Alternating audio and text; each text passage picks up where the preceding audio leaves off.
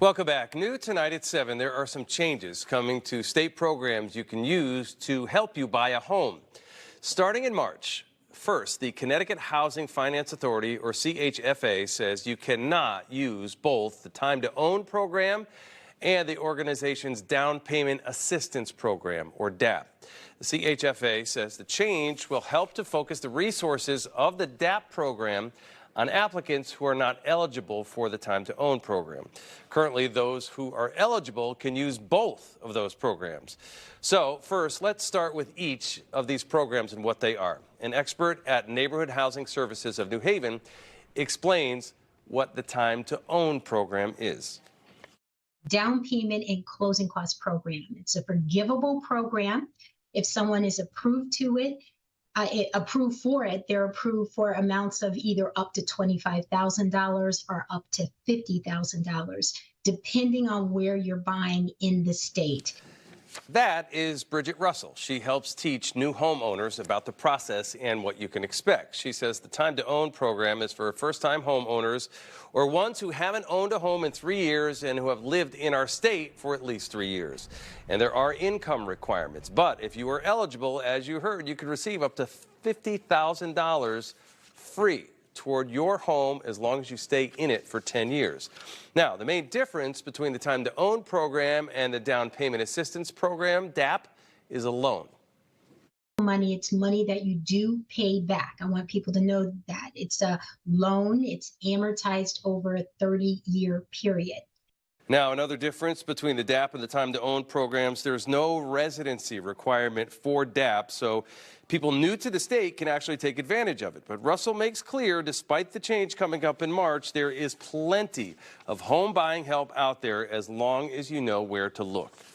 First, you still can use additional programs that might be out there too. And there are additional programs that are available to the state and are available to maybe a specific county or a specific town or city. So you need to do some digging. Russell says it is so important for people to do their homework way before you find a house. She says go to the CHFA website.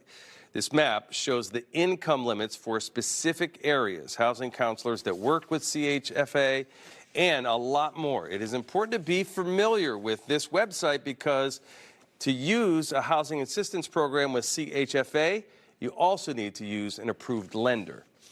These down payment and closing cost funds can only be with someone who is getting the first mortgage through Connecticut Housing Finance Authority. So you'd have to be working once again with a lender that is approved to do the TTO, or the Time to Own Down Payment and Closing Cost Program.